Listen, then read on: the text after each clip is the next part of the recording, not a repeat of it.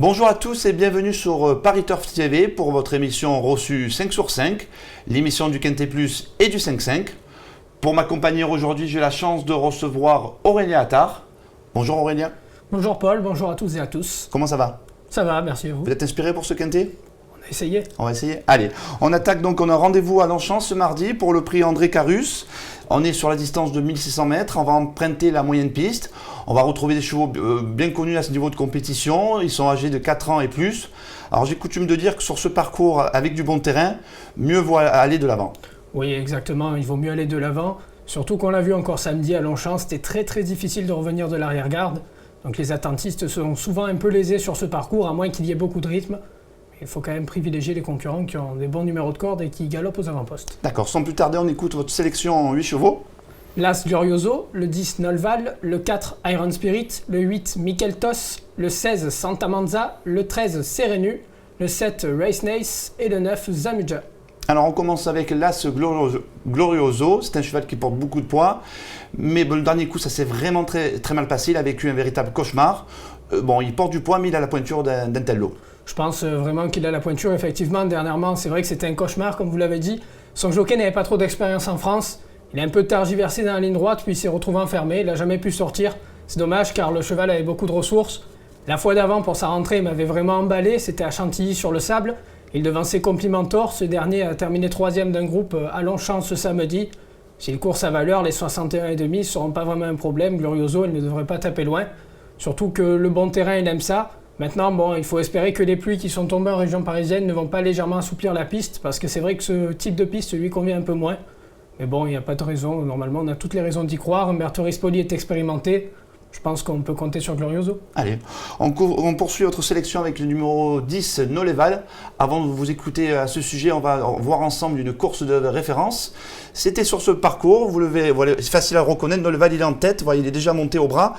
Et on était sur 1600 mètres, la moyenne piste. Ce jour-là, il y avait Maxime Guyon. Nolval a pris l'avantage, il va bien se comporter jusqu'au bout. Et il va jouer pour la victoire sur les 150 derniers mètres. Mais vraiment, ce jour-là, c'était vraiment une très belle course de sa part. Oui, c'est vrai que c'était bien, il s'est montré fort courageux tout au long de la ligne droite. Il fallait voir en plus que ce jour-là, bizarrement, on revenait de l'arrière.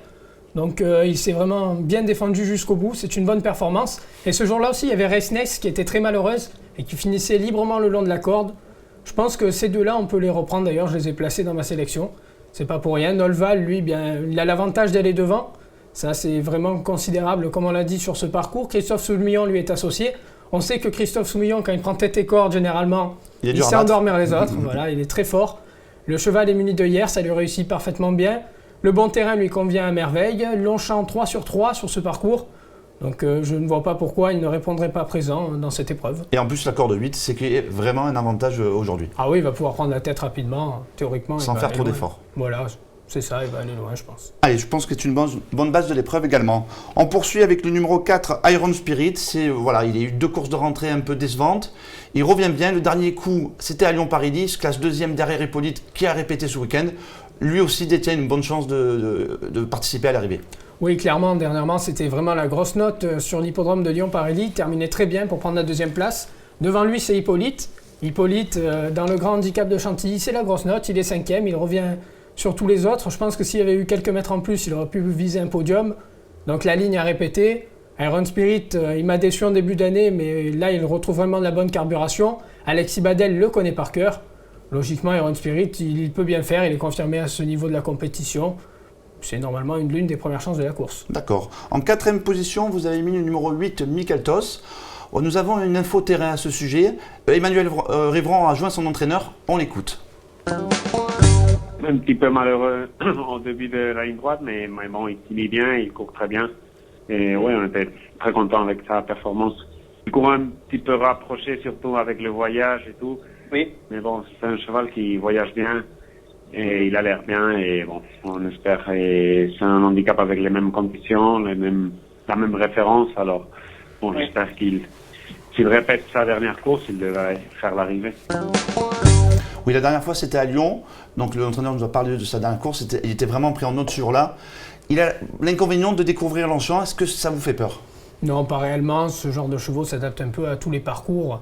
Ils ont de l'expérience, normalement ça va aller. C'est vrai que dernièrement à Lyon, c'est vraiment la note. Il est 4e, il est gêné, il tarde à trouver son action et il vient bien finir. Maxime Guyon décide de le remonter.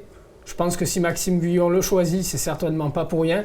C'est un modèle de régularité, ce Michael Toth, il apprécie les bonnes pistes. Normalement, lui aussi a une belle carte à jouer. Oui, ça fait partie aussi d'une bonne base de cette épreuve. Je pense, oui. Et puis sur la ligne d'Iron Spirit, on est obligé de le prendre. Automatiquement. En 5e position, nous avons le 16, c'est une jument, Santa Manza. Bon, elle doit affronter les mâles à cette occasion, mais elle aussi, c'est une jument vraiment expérimentée, qui compte 2 succès cette année. Elle fait tout ce qu'on lui demande et elle aussi, elle est bien placée au poids. Elle a une bonne chance à défendre. Oui, et puis le fait qu'elle affronte les mâles ne me dérange pas finalement, puisque la fois précédente, pas la dernière fois, la fois d'avant, elle gagnait un handicap à Saint-Cloud où elle devançait Always Ready. Ce dernier a gagné un événement ensuite, donc il a confirmé elle aussi, elle a pris la 4e place d'un événement où elle a été longtemps piégée à l'arrière-garde, elle a néanmoins très bien terminé. Ce jour-là, il faut savoir que comme elle n'était que 13 au départ, c'était très difficile de revenir de l'arrière, encore plus que lorsque les lots sont fournis. Elle a néanmoins mis un bon coup de collier et isolé à l'extérieur en plus. Thierry Jarnet décide de la remonter, elle est bien placée dans les stalles. Normalement, elle a vraiment une belle chance aussi. Maintenant, je l'ai placée qu'en 5e position pour sa tactique de course tout simplement. Et par le fait qu'elle affronte des mâles un peu plus expérimentés. Bon, après, elle avait battu un mâle de 4 ans, comme je vous l'ai dit, Always Ready, mais là, c'est des mâles un peu plus expérimentés. Donc, j'ai préféré la mettre 5e, jouer la prudence. D'accord. Vous parlez de Thierry Jarnet, ça tombe bien. Nous avons une vidéo le concernant. Il nous parle bien évidemment de Santa Manza. C'est notre deuxième info au terrain. Je la découvrais, mais je l'avais vue courir précédemment. Elle avait eu un très bon comportement, elle avait remporté une belle épreuve. Et puis dans le dernier quintet référence, elle a bien tenu sa partie, elle a pris une bonne 4e place. Ça veut dire qu'elle peut réussir à ce niveau? En tout cas, ça laisse espérer. Maintenant, avec les mâles, c'est jamais facile, mais si c'était une course que femelle, je serais peut-être un petit peu plus chaud pour la victoire, mais je pense que pour les places, elle doit pouvoir être capable de rééditer sa dernière prestation. Thierry, elle est maniable dans un parcours? Oui, elle est facile à monter. C'est une chic pouliche, voilà. Après, il faut que tout se passe bien, comme on sait dans les handicaps tiercés, c'est jamais évident, il faut avoir un bon numéro, un bon parcours. Mais si tout ça se passe bien, je pense qu'elle est capable de faire une belle ligne. Oui, Thierry Jarnet est assez confiant, comme vous et comme moi également. Je pense qu'avec vos 5 chevaux, on ne devrait pas être loin du compte. Je ne sais pas si on va le donner en 5, mais au moins, on peut ajouter après des chevaux derrière, mais c'est 5 bonnes bases. Bon voilà, écoutez, on a fait le tour de la question sur notre 5-5. Est-ce que vous avez un coup de cœur pour cette réunion, Aurélien?